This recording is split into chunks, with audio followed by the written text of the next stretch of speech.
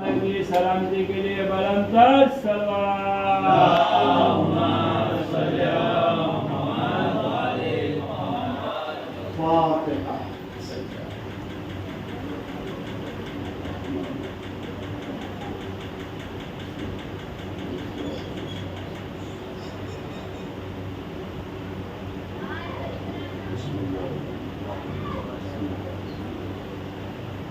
أعوذ بالله السميع العليم من الشيطان اللعين الرجيم. بسم الله الرحمن الرحيم. الحمد لله المعروف من غير رؤية والخالق من غير منصبت. خلق الخلائق بقدرته واستعبد الأرباب بعزته وسعد العظماء بجوده.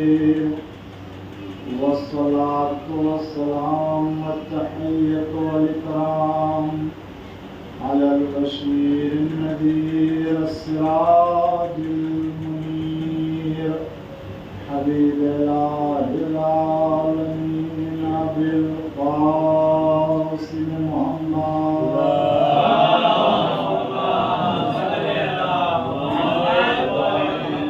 وعلى آله الطيبين الطاهرين المعصومين المظلومين المنتخبين المنتجبين المكرمين المتقين الصادقين الغر الميامين الذين أذهب الله عنهم الرجس وطهرهم تطهيرا.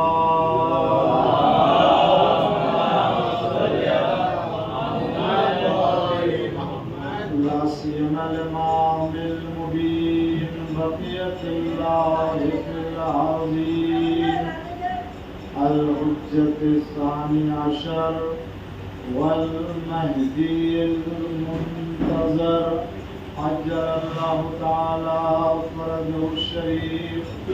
اللهم لعن أول ظالم ظلم حق محمد وآل محمد وآخر تابع له على ذلك. اللهم لعن العصابة التي جاهدت الحسين وشايعت وبايعت وتابعت على قتله. اللهم لعنهم جميعا. أما بعد فقد قالت فاطمة الزهراء سلام الله عليها ففرض الله الإيمان تطهيرا لكم من الشرك. صلوات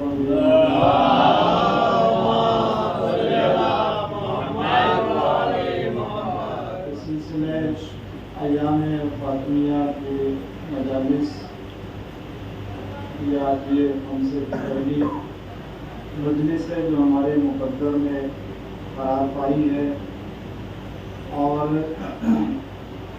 ان مجلسوں میں جناب شہزادی دو عالم کی اقوال فرمودات اور زندگی، جو ان کی سیرت اور جو ان کا کردار رہا ہے، انہیں آپ سماعت فرماتے ہیں ہر سال، اور ایام آزاد فاطمی میں خاص طور سے یہ مجلسیں اور یہ نشستیں ہمارے اس رشتے محبت کی نشانی ہے جو ہم رسول اللہ کی بیٹی جناب صدیقہ طاہرہ فاطمہ زہرا سلام اللہ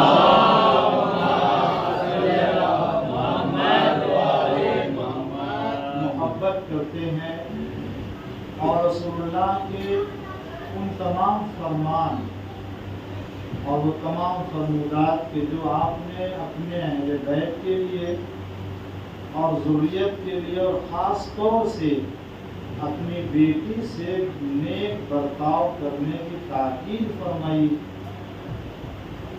کہ جو 1400 سال پہلے پیغمبر اسلام نے اپنی بیٹی کے احترام کے لیے اور ان کی عزت کرنے، ان کے ساتھ نیک برتاؤ کرنے کے لیے جو ارشاد فرمایا تھا، آج ایام آزاد فاطمی میں انہیں سن کر کے ہم جو مجلس میں حاضر ہوتے ہیں، یہ حاضری رسول اللہ سے اور رسول اللہ کی بیٹی سے وفاداری کی دلیل ہے کہ الحمدللہ خدا کا شکر ہے اور پروردگار عالم کا کرم ہے کہ اتنا زمانہ گزر جانے کے بعد ہم نے رسول اللہ کی حدیث کو فراموش نہیں کیا۔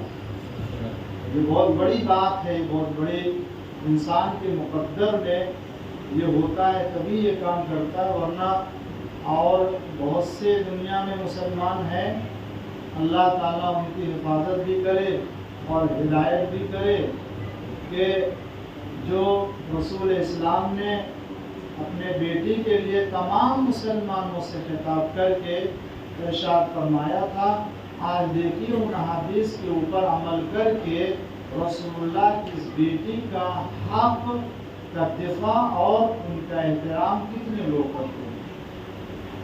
ایسا نہیں ہے کہ مسلمانوں میں رسول اللہ سے اس بیٹی سے محبت کرنے والا نہیں ہے کوئی، ایسا نہیں ہے کہ وہ کہتے ہوں کہ ہم رسول اللہ کی اس بیٹی سے محبت نہیں کرتے، یا ہم معاذ اللہ ان کو اذیت دیتے ہیں، یا معاذ اللہ ہم ان کے اوپر جو وہ ظلم کرتے ہیں، یا معاذ اللہ جن لوگوں نے ظلم کیا ہے ہم ان کا ساتھ دیتے ہیں۔ مسلمان اپنے عقائد کے اعتبار سے بہرحال یہ عقیدہ رکھتا ہے اور احترام کرتا ہے، مگر جو واقعی احترام رسول اللہ نے کیا تھا اور بتایا تھا، کیا وہی احترام ہی مسلمان کر رہا ہے پیغمبر اسلام کی اس بیٹی کے ساتھ؟ جو تو مسلمانوں کا دعویٰ کہ ہم اہل بیت سے بھی محبت کرتے ہیں اور واقعی محبت کرتے ہیں، وہ اپنے دعوے میں بھی اپنے اعتبار سے سچے ہیں، وہ ایسا نہیں ہے کہ محبت نہیں کرتے ہیں۔ بقیہ مسلمان بھی اہل بیت علیہ السلام سے محبت کرتا ہے، ایسا نہیں ہے کہ نہیں کرتا ہے، مگر اب یہ محبت کی قسمیں ہیں، محبت کی اقسام ہیں، محبت کی کیفیتیں ہیں اور محبت کے تقاضے ہیں۔ کسی کے مقدر میں محبت ہے، صرف محبت کے تقاضے نہیں ہیں، کسی کے مقدر میں محبت ہے، محبت کے تقاضے بھی پائے جاتے ہیں، کسی کے ہاں محبت ہے، محبت کے تقاضے نہیں ہیں، کسی کے ہاں محبت ہے اور محبت کے ساتھ ان کی ولایت و سرپرستی بھی ہے۔ الحمدللہ ہم کو اللہ نے اہل بیت کی صرف محبت ہی نہیں دی ہے، محبت کے ساتھ ان کی ولایت بھی عطا کی ہے۔ صلوات پڑھیے۔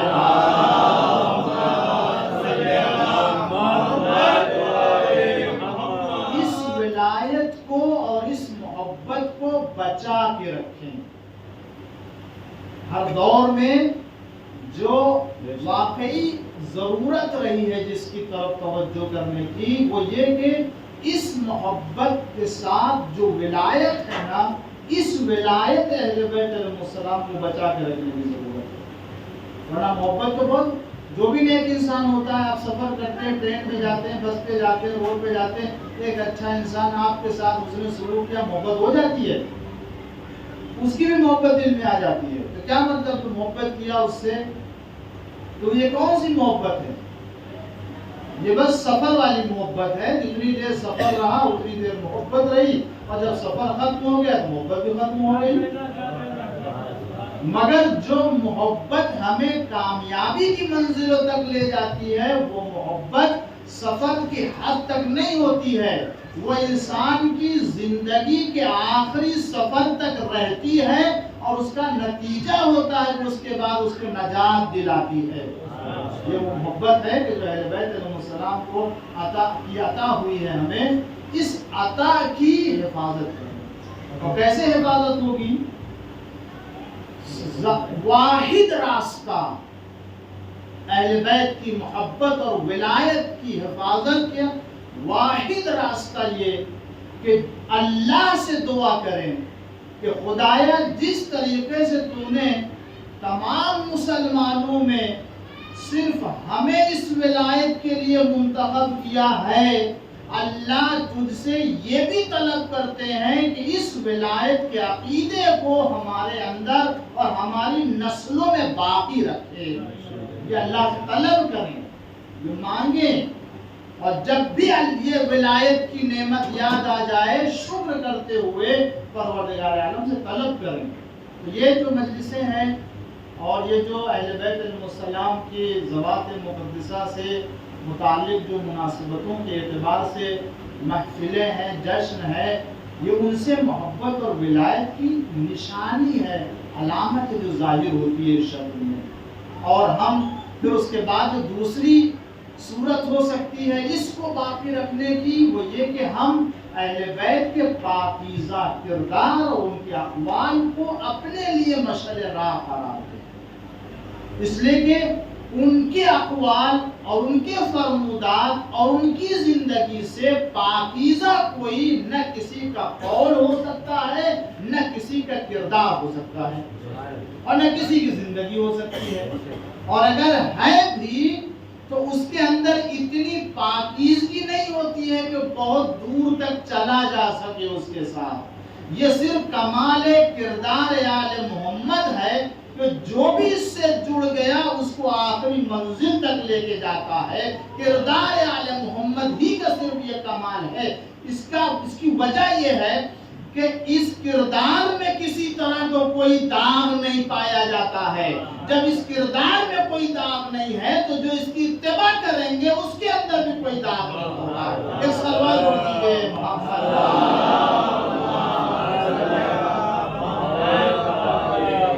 اس کے لیے میں نے اس خمسے میں اس سال کے جو میں نے یہ شاید رمضان تیسرا میرا شرف ہے، سعادت ہے جناب صدیق طاہرہ سے متعلق آپ کے درمیان بیان کرنے کے لیے. تو جو ہم نے انتخاب کیا ہے اس بار خطبہ فدق سے ان فقروں کو آپ کے سامنے بیان کرنے اور وضاحت کرنے اور اس کی شرح کرنے کے لیے کہ جس میں آپ نے اسی خطبہ فدق میں احکام شریعت کے فلسفے کو بیان کیا ہے. یہ عنوان کیا ہے؟ فلسفہ احکام.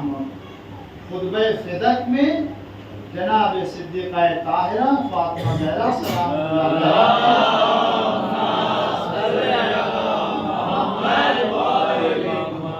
جہاں اور بہت سی باتیں بیان فرمائی ہیں. اور یہ خطبہ جو دیا ہے مسجد پیغمبر میں جا کر کے، وہ معلوم ہے کہ وہ تمام جو مظالم تھے وہ سب آپ کے اوپر ڈھائے جا چکے تھے، فدق کا انکار کیا جا چکا تھا. اور اس کے بعد آپ نے جو ہے وہ مسجد پیغمبر میں آ کر کے مہاجرین اور انصار کے سامنے کہ پہلے آپ نے ایک کپڑا ہوتا ہے جس کو پہننے کے بعد صرف سر چہرہ ہی نہیں ڈھک جاتا بلکہ یہ دونوں شانے بھی جو ہے وہ ڈھک جاتا ہے اور پوشیدہ ہو جاتا ہے. پہلے سر سے اس کپڑے کو پہنا اور وہ پورا جو ہے وہ آدھا بدن اس میں پوشیدہ ہو.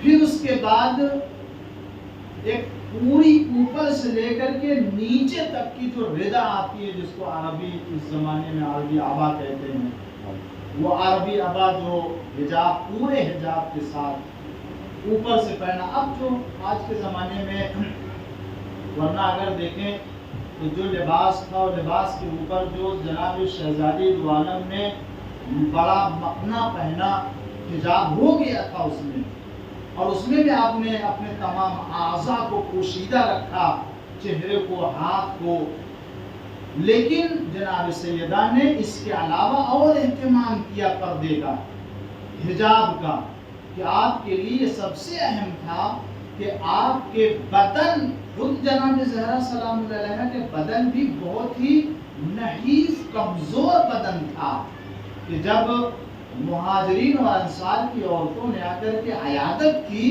اور پوچھا کہ کیفا اصبحتی یبنت رسول اللہ، اے بنت رسول آپ نے کس عالم میں صبح گزاری، تو آپ نے جواب دیا کہ اصبحت بین فقد النبی وظلم الوصی، میں نے اس عالم میں صبح گزاری کہ میرا بابا دنیا سے گزر گیا اور میرے شوہر علی جو جانشین پیغمبر تھے ان کے اوپر ظلم ہوا۔ یہ یعنی آپ اس وقت بھی جو ہے وہ امامت کا دفاع کرتے ہوئے لوگوں کو علی علیہ السلام کی طرف ہونے والے ظلم کی طرف توجہ دلا رہی تھی، جبکہ یہ آئی تھی عورتیں عیادت کرنے کے لیے، تو خود انہوں نے کہا کہ بنت رسول ہم آپ کی خیریت معلوم کرنے آئے ہیں، ہم آپ کی طبیعت پوچھنے آئے ہیں کہ آپ کی طبیعت کیسی ہے، کہ آپ پھر وہی امامت کے سلسلے میں اور جانشین پیغمبر کے اوپر ہونے والے ظلم کو آپ بیان کریں، ہم آپ کی عیادت کرنے کے لیے آئے ہیں۔ تو آپ نے فرمایا میرے بارے میں تم پوچھتی ہو تو میں صرف تو کل خیال، میرا بدن اور میرا جسم ایک خیال اور تصور کے مانند ہو گیا ہے، میں اتنی لاغر اور اتنی نحیف ہو چکی ہوں کہ آپ فرماتی ہیں کہ میں حیا کرتی ہوں کہ میرا بدن تابوت میں رکھیں گے کیسے لوگ، یعنی اس قدر کہ ہڈیوں سے آپ کا گوشت ختم ہو کے تقریباً یہ مل گیا تھا اور کچھ بدن میں رہ نہیں گیا تھا۔ جناب صدیقہ طاہرہ سلام اللہ علیہ اس عالم میں جب آپ آئی ہیں مسجد پیغمبر میں تو آپ نے مکنا پہنا اور حجاب ہو چکا تھا، مگر پھر اس کے بعد اوپر سے ایک اور چادر پہنی کہ جس کی بنا پر پورا بدن کپڑے کے اندر آ گیا کہ اب کوئی یہ نہیں کہہ سکتا ہے کہ یہ بدن اور یہ جسم کس طریقے کا ہے۔ یعنی اگر حجاب ہو، سیدہ نے بتایا کہ اگر حجاب کرو تو حجاب کا معنی بھی سمجھو، اگر پردہ کرو تو پردے کا مفہوم بھی سمجھو، تو اس کے پہن لینے کے بعد بدن کا کوئی حصہ نمایاں نہ ہونے پائے، چاہے وہ لباس ہی کے ذریعے کیوں نہ ہو۔ اس کا مطلب یہ کہ اگر کوئی خاتون حجاب پہنتی ہے لیکن بدن کی نشو و نما کی نمائش ہوتی ہے تو وہ حجاب نہیں ہے، وہ فیشن ہے۔ صلوات پڑھ دیجئے محمد،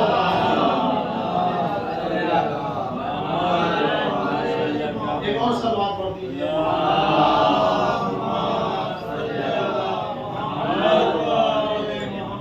یہ حجاب ہے جو جناب سید عالم نے ہمیں بتایا ہے، اور اسی لیے تو صرف یہی نہیں، آج ہم مانتے ہیں جناب سید عالم کا بیان، خود معصوم کا بیان، حجت خدا جو امام ہے اس کا بیان اگر 1400 سال پہلے حجت تھا اور ہے یقیناً، تو آج 1400 سال کے بعد کی حجت ہے یا نہیں ہے؟ کیوں ہے؟ اس لیے ہے کہ ہم نے ان کو حجت خدا صرف اس دور کے لیے نہیں مانا تھا بلکہ قیامت تک کے لیے مانا ہے۔ اللہ نے اپنا نمائندہ حجت ہونے کے اعتبار سے خلق خدا کے اوپر ہمیشہ کے لیے قرار دیا، اور جب ہمیشہ کے لیے قرار دیا ہے تو ان کا کلام، ان کی بات، ان کی سیرت، ان کا کردار ہر دور کے لیے ہوگا۔ تو شہزادی نے کل کیا بیان کیا تھا جب پیغمبر اسلام صلی اللہ علیہ وسلم کی خدمت میں آئے؟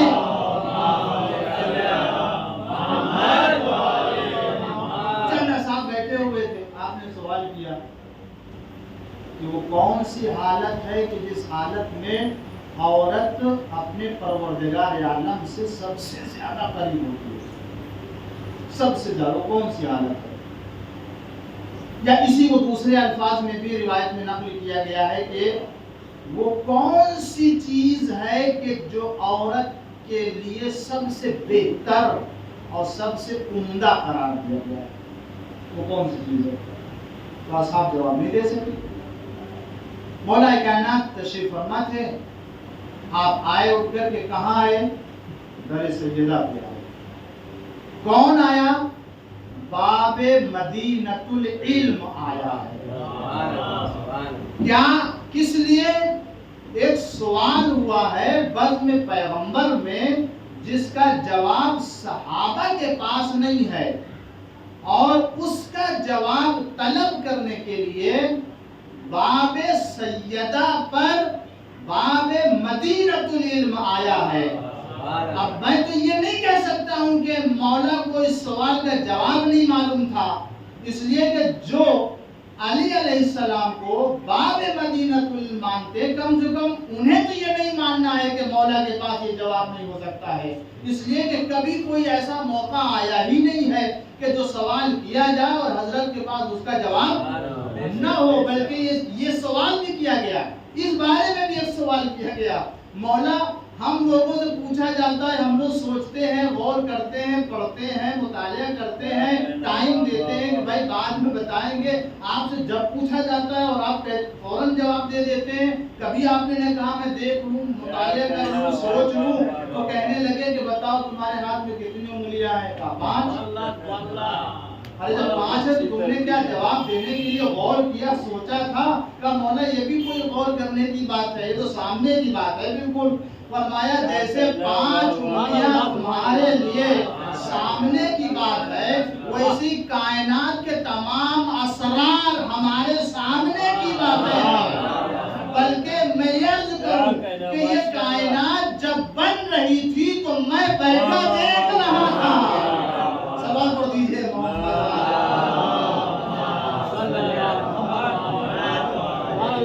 جو یہ عقیدہ رکھتا ہو باب مدینۃ العلم کے بارے میں، تو ہم یہ کیسے کہہ سکتے ہیں مولا کو اس کو جواب نہیں معلوم تھا؟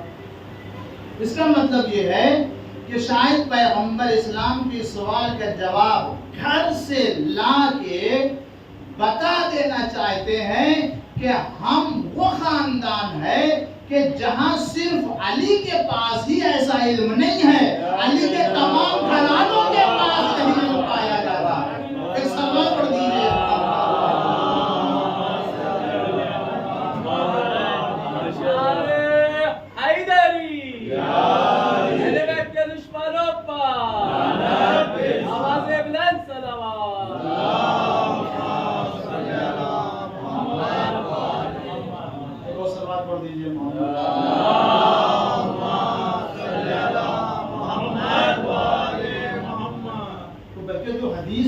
کوئی اگر علی نہ ہوتے تو سیدہ کا کوئی کوفہ نہ ہوتا، اس کا مفہوم یہی ہے۔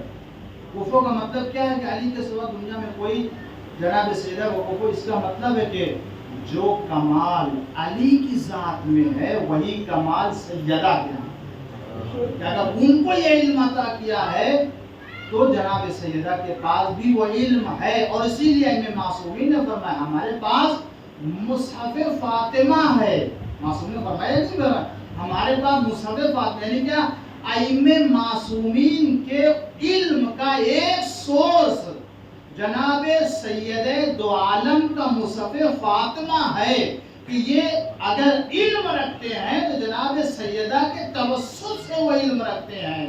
یہ جواب جناب سیدہ نے دیا کہ بابا نے پوچھا ہے ابو الحسن جا کے کہہ دیجئے کہ عورت اللہ سے سب سے زیادہ اس وقت قریب ہوتی ہے کہ جب یہ عورت ایسی ہو کہ جب نہ کوئی نامرد یعنی کوئی نامحرم اسے نہ دیکھے اور یہ عورت کسی نامحرم کو نہ دیکھے۔ صرف یہی نہیں ہے کہ یہ عورت نہ دیکھے، نہیں کوئی مرد بھی ایسے نہ دیکھے اور یہ بھی نہ دیکھے، مگر یہ زمانے کی بدنصیبی ہے کہ صرف مرد عورت کو نہ دیکھے، مگر عورتیں مردوں کو دیکھنے کے لیے پورا اہتمام کرنے کا حق رکھتی ہے. سیدہ نے فرمایا تھا کہ یہ عورت اللہ سے اس وقت سب سے زیادہ قریب ہوتی ہے جب یہ بیلن برابر ہوگا. جس طرح سے مرد نہ دیکھے عورت بھی مرد کو نہ دیکھے. اگر یہ قول حجت خدا کا ہے، ولی خدا کا ہے اور 1400 سال پہلے بیان کیا، ہر دور کے لیے حجت ہے، تو آج اتنا زمانہ ترقی کر جانے کے بعد بھی سیدہ کی کنیزوں کو اس پر عمل کرنا پڑے گا کہ نہ وہ دیکھے نہ انہیں کوئی دیکھے. صلوات پڑھ دیجئے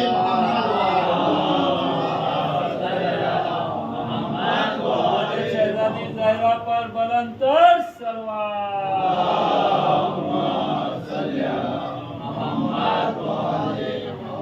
تو یہ جناب سیدہ کا کردار، جناب سیدہ کی سیرت ہے. ہم کو ان مجلسوں سے یہی تو لینا ہے الحمدللہ کہ ہم ان کی محبت رکھتے ہیں، ان کی ولایت رکھتے ہیں، ان کے شفاعت سے امید رکھتے ہیں. اور اس کے بعد ہم کو اور کیا کرنا چاہیے؟ ہم ان کے نقش قدم پر چلنے کی کوشش کرنی چاہیے. یہ باتیں ہمارے لیے. تو میں نے آپ کے سامنے جناب سید عالم کا خطبہ فدق کا وہ فقرہ جس میں آپ نے فرمایا تو اس سے اللہ تعالیٰ کہا، تو میں یہ عرض کر رہا تھا کہ آپ نے وہ ایک مکنا پہنا، اس کے بعد ایک ردا پوری جو اوپر سے لے کے نیچے تک پورے بدن کو، اور وہ عربی اب آپ جانتے ہیں کہ جو پہنی جاتی ہے تو وہ اتنی ڈھیلی ہوتی ہے کہ معلوم نہیں پڑتا کہ اس کے اندر جو جسم ہے وہ کیسا ہے. یہ حجاب یہ پہنا، اور پہننے کے بعد آپ جب گھر سے نکلی ہیں تو ایسی نہیں نکل آئی ہیں. بنی ہاشم کی عورتوں نے جناب سیدہ کو چاروں طرف سے اپنے حلقے میں رکھا، درمیان میں رکھا. گویا پھر جو بنی ہاشم کی عورتیں تھیں ان لوگوں نے سیدہ کا حجاب کیا حلقہ بنا کر کے. اور اس کے بعد جب مسجد میں آئی تو مسجد میں بھی اہتمام کیا گیا. کیا اہتمام کیا؟ پردہ لگایا گیا. جناب سیدہ آ رہی ہیں.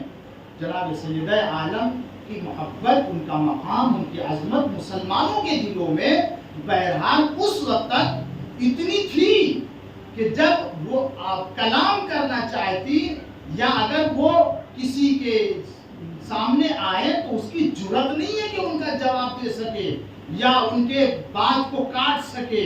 تو الگ بات ہے کہ ان کے خلاف یا ان کی شان میں جن لوگوں نے گستاخی کی ہے وہ تو ایسے گستاخ تھے کہ جنہوں نے سیدہ کے والد سے گستاخی کی ہے، ان کے پدر بزرگوار سے گستاخی کی ہے، جن کو اللہ کا رسول مانتے تھے. تو جن کو اللہ کا رسول مانتے تھے جب ان کے ساتھ گستاخی کرتے ہیں اور کر چکے ہیں تو ان کی ضروریت کے ساتھ اگر گستاخی کرے تو اس میں تعجب کی کیا بات ہے. تو احترام تھا، پردہ لگایا گیا. جناب سید دو عالم نے ایک مرتبہ آہستہ کھینچی اور اس کے بعد بیٹھ گئی. وہاں ایک بلندی تھی، وہاں بیٹھی وہاں. اور بیٹھنے کے بعد آپ نے باقاعدہ جو روایت میں ہے، اب ہم جو اردو میں اگر اس کا ترجمہ کریں گے تو یہ ہوگا، بیٹھی اور بیٹھنے کے بعد آپ نے بہت درد انگیز اور علم انگیز حالت میں انداز میں آہ آہ کی آواز بلند کی. اور جب آپ نے آہ آہ کی آواز بلند کی تو جتنے مسجد میں تھے وہ سب رونے لگے سن کر کے، جناب سیدہ کی اس درد کا احساس کر کے. اور اس کے بعد جب آواز تھمی تو جناب سید دو عالم کھڑی ہوئی دوبارہ، اور کھڑی ہونے کے بعد پھر آپ نے خطبہ شروع کیا، اللہ کی حمد کی. اب آپ دیکھیں میں اس کی طرف تو نہیں جاؤں گا اس لیے کہ میرا موضوع یہ نہیں ہے، ورنہ حمد خدا جو سیدہ دو عالم نے اپنے خطبے میں کیا ہے، کس انداز سے اللہ کو یاد کیا، کس انداز سے اللہ کی حمد کی، کس انداز سے اللہ کی ثنا کی ہے. اس کے بعد رسول اللہ کے اوپر جو درود بھیجا، ان کے احسانات کو یاد دلایا، قرآن کریم کی عظمت کو یاد دلایا. یہ سب پوری تفصیل جو ہے وہ خطبہ فدق میں ہے. پھر اس کے بعد آپ نے احکام کی جب مورد آئے تو اس میں آپ نے ایک ایک حکم کے حکمت کو، فلسفے کو بیان کیا کہ اللہ نے ایمان کو کیوں فرض کیا، اللہ نے نماز کو کیوں واجب قرار دیا، اللہ نے زکوٰۃ کو کیوں واجب قرار دیا، اللہ نے روزے کو کیوں واجب قرار دیا، اللہ نے جہاد کو کیوں فرض کیا، اللہ نے ماں باپ کے ساتھ نیکی کرنے کو کیوں قرار دیا، اللہ نے صلہ رحم کو کیوں واجب قرار دیا، یہ سارے احکام، اللہ نے عدل کو کیوں قرار دیا، اس کے بعد اللہ نے ہم اہل بیت کی اطاعت کو کیوں فرض کیا، اللہ نے ہم اہل بیت کی امامت کو لوگوں کے لیے کیوں قرار دیا. یہ ساری تفصیلات ہیں کہ جو آپ نے اسی خطبے میں فلسفہ احکام کے بیان کرنے کے ضمن میں بیان فرمایا کہ جو ہم تفصیل سے انشاءاللہ ان مجلسوں میں انہی احکام کے فلسفے کو عرض کروں گا. اور آخر کی مجلس میں انشاءاللہ جو آپ نے فرمایا کہ اللہ نے ہماری اطاعت کو، اللہ نے ہم اہل بیت کی امامت کو امت کے لیے جو قرار دیا، کیوں قرار دیا، اس کی حکمت کو میں اپنی طرف سے نہیں، جو سید عالم نے بیان کیا ہے وہ میں عرض کروں گا. بس یہ کہ اللہ ہمیں توفیق دے بیان کر سکے، اس کے لیے ایک صلوات پڑھ دیجیے.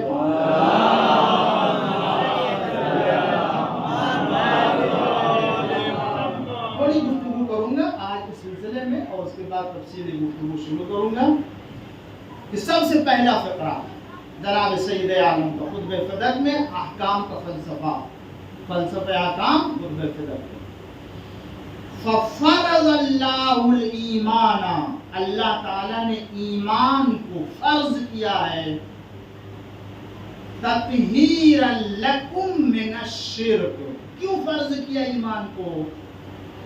اب آپ دیکھیں کسی اور سے پوچھیں ایمان کیوں لاتے ہیں، پہلے تو کسی کو اس کا خیال ہی، اور بڑے بڑے صاحبان علم شرف ہیں جو بڑے بڑے اللہ و رسول کے اوپر ایمان رکھنے والے ہیں، وہ ان سے بھی پوچھئے تو اپنی ہی مقصد کی بات بتائیں گے کہ ایمان کیوں لائیں. بہت زیادہ کہ ایمان آتا ہے کہ جو ہے وہ جنت چلے جائے اور جہنم سے بچ جائے، وہ خدا ہے. اس لیے جناب شہزادی کیا فرماتی ہے؟ شہزادی فرماتی ہے کہ اللہ نے تمہارے لیے ایمان کو فرض قرار دیا، تطہیرا لکم من، تاکہ تمہارے وجود کو شرک سے پاک بنا سکے. شرک سے، اللہ کی ذات میں کسی کو شریک قرار دینے سے تمہیں پاکیزہ قرار دے. کیوں؟ اس لیے کہ ایمان کا مطلب یہ کہ جب اللہ کو ایک مان لیا، جب اللہ کے توحید کو تسلیم کر لیا، تو پھر اب یہ انسان کے وجود میں اور انسان کے قلب میں کسی دوسرے خدا کا تصور نہیں ہو سکتا ہے. اور کسی غیر خدا کو ماننا، کسی ذات کو ذات خدا میں شریک قرار دینا، اس سے بڑھ کے کوئی نجاست و گندگی ہو نہیں سکتی ہے. اور چونکہ ایمان ایک خدا کو ماننے کو کہتے ہیں، ایمان اللہ کی ذات میں شریک قرار نہ دینے کو کہتے ہیں، اور جب اس معنی میں کسی نے اللہ کو مان لیا تو اس کا مطلب یہ ہے کہ وہ شرک سے پاک ہو گیا. آپ نے فلسفہ ایمان کو بتایا، جب تک انسان کے عقیدے میں توحید پرستی نہیں آئے گی اس وقت تک ایمان کا مفہوم پورا نہیں ہو سکتا ہے. اور الحمدللہ ہم صرف اللہ کے ایک ہونے ہی کو نہیں مانتے ہیں، بلکہ اللہ کے ایک ہونے کو، اللہ کے صفت کے اعتبار سے، اللہ کے افعال کو، اللہ کے قدرت کو، اللہ کے خالقیت کو، اللہ کے رازقیت کو، اللہ کے اختیار کو، اللہ کے جتنے بھی صفات ہیں ان سب کو ہم اہل بیت کی تعلیم کردہ بیانات کی روشنی میں مانتے ہیں. اسی لیے ہم کہہ سکتے ہیں کہ آل محمد سے بڑھ کے نہ کوئی توحید رکھنے والا ہے اور نہ آل محمد سے بہتر کوئی توحید کی تعلیم دینے والا ہے. اور جب آل محمد سے بڑھ کے کوئی توحید کی تعلیم نہیں دینے والا تو آل محمد سے بڑھ کے ان کے چاہنے والوں سے زیادہ توحید پرستی بھی نہیں ہوگا.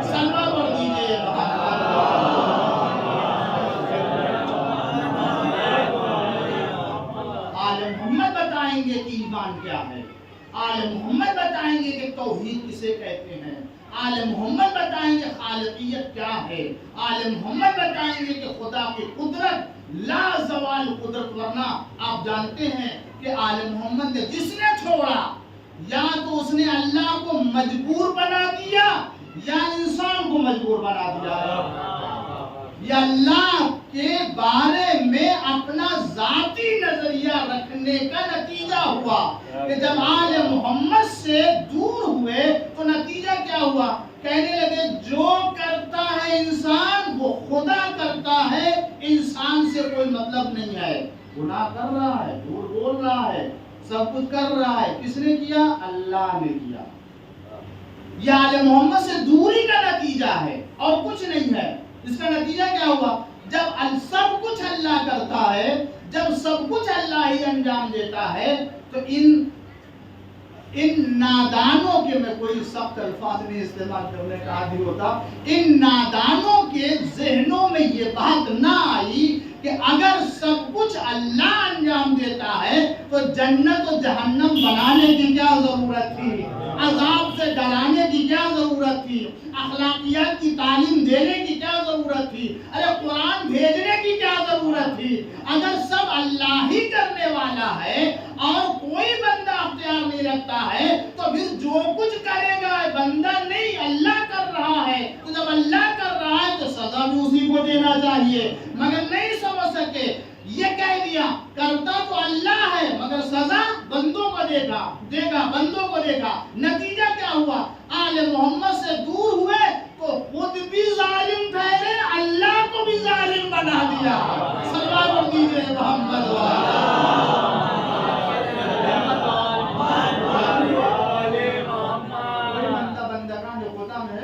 میں عادل ہوں اور سب سے بڑا عادل ہوں. ارے جس نے بھی گناہ کیا نہ وہ اپنے نفس، کم سے کم اپنے نفس کے اوپر ظلم کرنے والا تو وہی ہے. اپنے نفس کے اوپر ظلم کیا تو ظالم تو وہی گیا. اسی لیے شاید یہ بھی ایک وجہ تھی کہ امامت کو ہر جگہ قرار نہیں دیا گیا ہے. کہ جب جناب ابراہیم نے پوچھا تو وَمِن ذُرِّيَّتِي، میری ذریت میں، تو اللہ نے کیا جواب دیا تھا؟ ہاں لیکن میرا عہدہ ظالموں کو نہیں ملے گا. یہ وہی ظالم ہے جو اپنے نفس کے اوپر ظلم کرتے ہیں، اور یہ ظلم کئی طریقے کا نفس کے اوپر ہوتا ہے. کبھی حقوق الناس پامال کر کے ہوتا ہے اور کبھی حق اللہ پامال کر کے ہوتا ہے.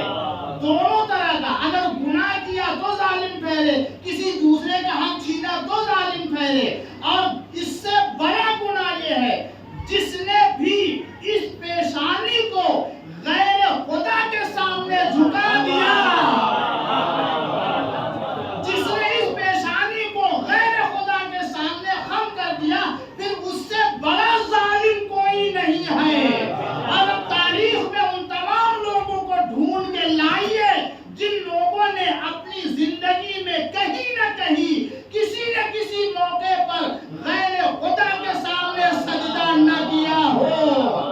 عزیزوں بتا دیا، گویا شہزادی یہ کہنا چاہتی حقیقی ایمان وہ ہے کہ جس میں کبھی زندگی میں انسان نے شرک نہ کیا ہو اور وہ ایمان سے پاک ہو اور اس کے اندر کسی طریقے کی پرستش غیر کی نہ پائی جاتی ہو. اور اب آپ نے یہ بھی بتا دیا کہ جو پرستش سے غیر خدا کی شرک کے ذریعے سے ظالم بنتا ہے وہ بہت بڑا قرآن کی نگاہ میں ظالم ہے. شہزادی نے یہ بھی بتا دیا کہ دیکھو جو بھی مشرک ہے وہ ظالم ہے، جو ظالم ہے وہ کبھی خلافت و امامت کا منصب دار ہے. صلوات پڑھ دیجئے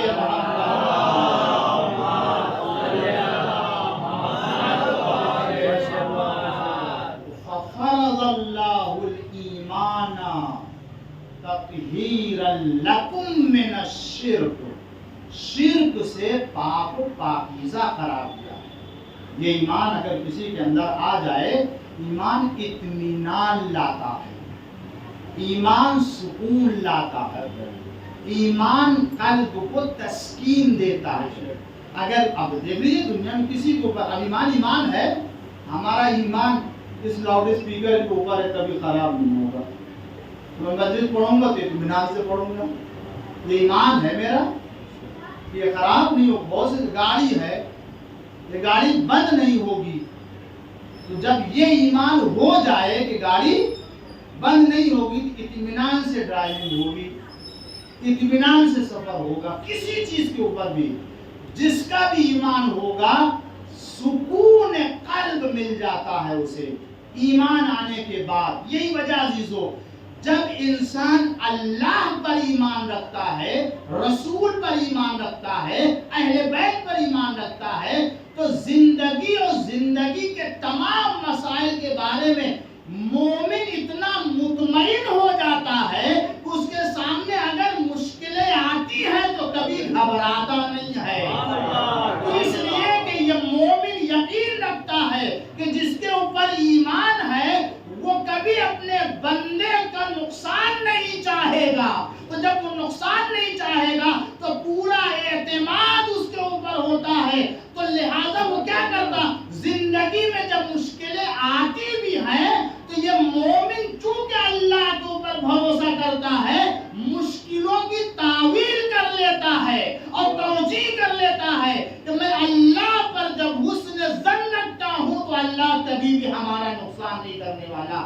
ایمان آتا ہے تو اطمینان لے کے آتا ہے, اور اگر ایمان کے بعد بھی اگر کہیں کسی کے پاس گھبراہٹ ہو, اضطراب ہو, خوف ہو, درد ہو, ڈر ہو, اس کا مطلب یہ کہ ایمان نہیں ہے. عزیزو, ہمیں تاریخ میں یہ دو منظر دکھائی دیے کہ جب ایمان آتا ہے تو اطمینان لے کے, اور جب ایمان نہیں ہوتا تو بڑا خوف ہوتا ہے. یہی وجہ تھی, ایمان ہی نہیں عزیزو, جب اللہ پر اتنا کامل ایمان ہوا کہ جب اس کی رضا لے لی تو اتنا اطمینان ہوا کہ کھلی تلوار کے سائے میں بستر پہ لیٹ گیا. اور جب ایمان نہیں ہوتا تو رحمت للعالمین کے ساتھ رہتے ہوئے بھی ڈرتا رہتا ہے. صلوات علی محمد وعلی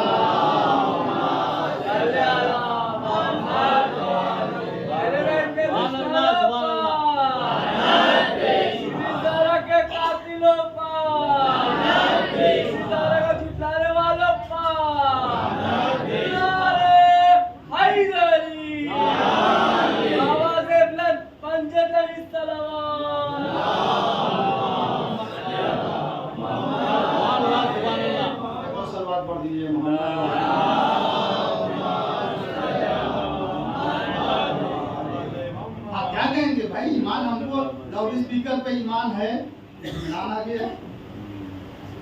رحمت للعالمین پر, آخری نبی پر ایمان ہو اور اس کے بعد قرآن کے لا تحزن, ڈرو نہیں, ان اللہ معنا, اللہ ہمارے ساتھ ہے. اتنا تو بندہ سمجھتا ہے کہ جو اللہ کے اوپر ایمان لایا اللہ اس کے ساتھ ہے. تو اگر یہ تلقین کرنا پڑے کہ ان اللہ معنا, اللہ ہمارے ساتھ, اس کا مطلب ہے اب تک یہی نہیں سمجھے ایمان کا مطلب یہ کہ اللہ اس کے ساتھ ہوتا ہے. جناب شہزادی دو عالم نے فرمایا کیا, فَفَرَضَ اللَّهُ الْإِيمَانَ تَطْهِيرًا لَكُمْ مِنَ الشِّرْكِ, شرک سے پاک بنایا. ہم آل محمد کے چاہنے والے ہیں, وہ جو توحید بتائیں گے ہم اسی پر عمل کرنے والے ہیں, اور جو شرک کا مفہوم وہ بتائیں گے ہم اس کو جاننے والے ہیں, اور اسی کی مسلمانوں کو ہم تعلیم دیتے ہیں اور ہم تلقین کریں گے کہ مسلمانوں توحید وہ ہے جو آل محمد نے بتائی ہے, توحید وہ ہے جسے آل محمد نے سکھایا ہے, توحید وہ نہیں ہے جو مسلمانوں نے خود سے سیکھ لیا ہے اور خود اس کا مفہوم بنا لیا ہے.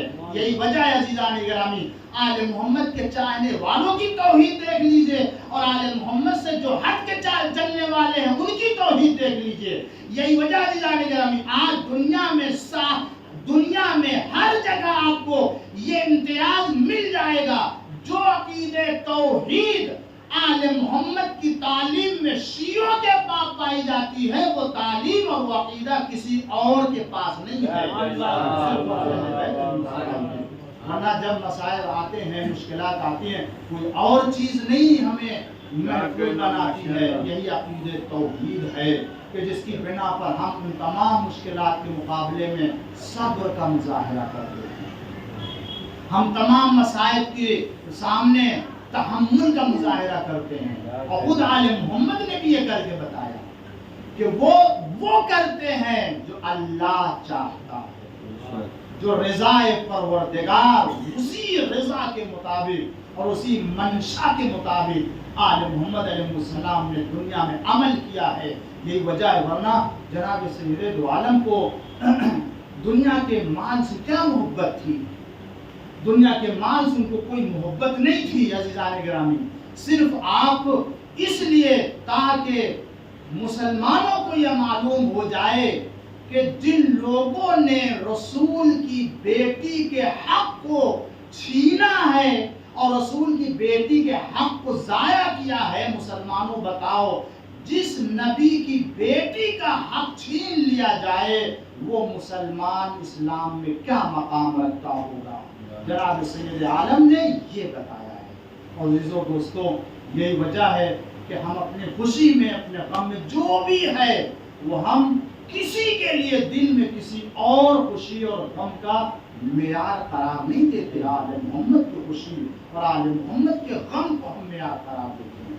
ہم کو کسی سے دشمنی نہیں ہے، ہم کو کسی سے ذاتی طور سے محبت بھی نہیں ہے، محبت ہے تو آل محمد کی محبت کی بنا پر، جس سے بھی ہم محبت کرتے ہیں محبت اہل بیت کی بنیاد پر۔ اور اسی طرح سے اگر ہم کسی سے نفرت کرتے ہیں تو ہماری ذاتی کوئی عناد دشمنی ہے، ہم اس لیے کرتے ہیں کہ آل محمد نے ان سے نفرت کی ہے اور آل محمد نے ان سے برات کرنے کو بتایا ہے۔ لہذا جب آل محمد نے ان سے برات کیا ہے، آل محمد نے ان سے دوری اختیار کی ہے، تو ہم تو کوئی بھی چیز آل محمد سے ہٹ کے نہیں تسلیم کرتے ہیں۔ لہذا جو سیدہ کا دشمن ہے وہ ہمارا دشمن ہے، جو سیدہ کا دوست ہے وہ ہمارا دوست ہے۔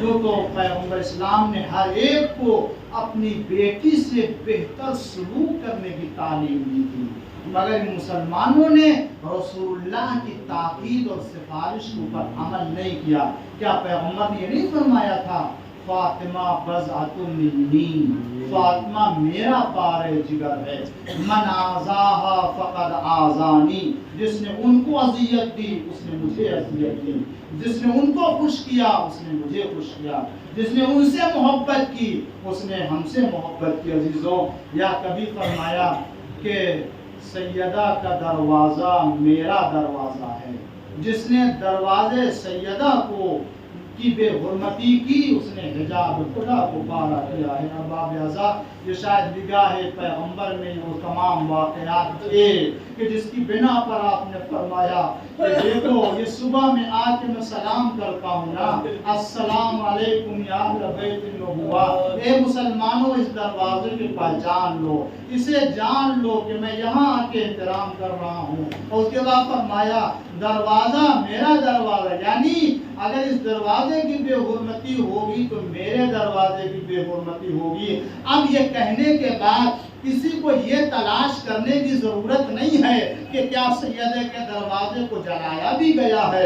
ارے سیدہ کے دروازے کو اپنا دروازہ کہنے کا مطلب ہی یہی ہوتا ہے کہ ہاں وہ دن آنے والے ہیں کہ جب سیدہ دروازے پر کھڑی ہوگی اور مسلمان سیدہ کے دروازے پر لکڑیاں اکٹھا کرے گا۔ اہل سنت کے علماء نے لکھا ہے کہ آئے لے کر کے وہ مشعلے لے کر کے آئے تاکہ گھر میں آگ لگا دے۔ اب امام صادق علیہ السلام نے بتایا گھر جلنے لگا، دروازے سے اور جو ہے وہ آگ اٹھنے لگی، دھواں نکلنے لگا۔ جب اتنا ہے جس کا مطلب یہ ہے کہ سیدہ کو کہ گھر کو آگ لگا دیا۔ مگر یہی نہیں عزیزو، میں کہتا ہوں اگر تمہیں آگ لگانا تھا آگ لگا دیتے، مگر جلتا ہوا دروازہ تو نہ گرایا ہوتا۔ اے مسلمانوں، ارے کوئی تو ہوتا، اتنے لوگوں نے سیدہ کے دروازے پہ آگ لگانے والا، مگر کوئی تو نکل آتا جو اس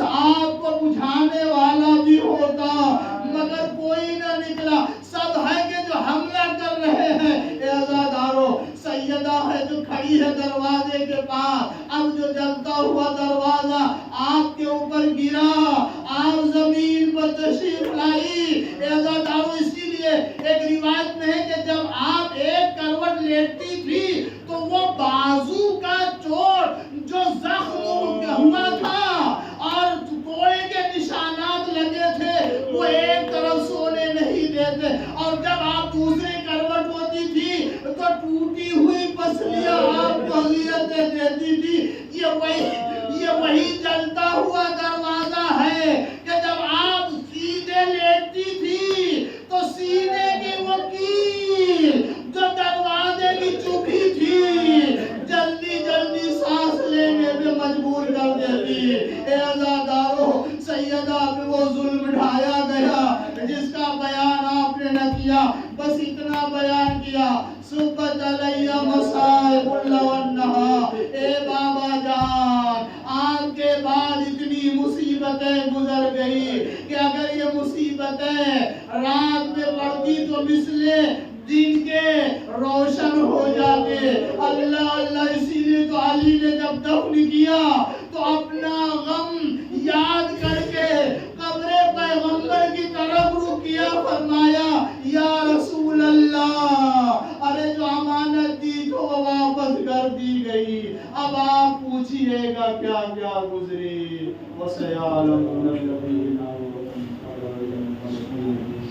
رزن بقضائی وتسلیم خبر بارات حق الزہرا وعلیہا وبعلہا وبنیہا وسر المستودع فی امام زمانہ کی ظہور میں تعجیل فرما۔ اے اللہ، ہمارے اس مختصر سے عبادت کو قبول فرما۔ اے اللہ، ان آنسوؤں کو ذخیرہ آخرت قرار فرما۔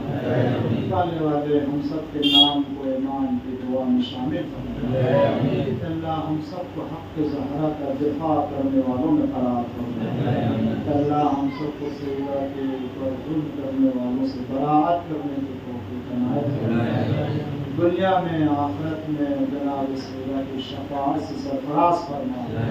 اللہ، ہم سب کو جناب سیدہ کی سیرت و کردار پر عمل کرنے کی توفیق عنایت فرما۔ ہم سب کو چھوٹے بڑے گناہوں سے محفوظ فرما۔ اے اللہ، مسلمانوں کی ہدایت و حفاظت فرما۔ اے اللہ، مقامات مقدسہ کی حفاظت فرما۔ ہم سب کو زیارت چہارہ معصومین سے سرفراز فرما۔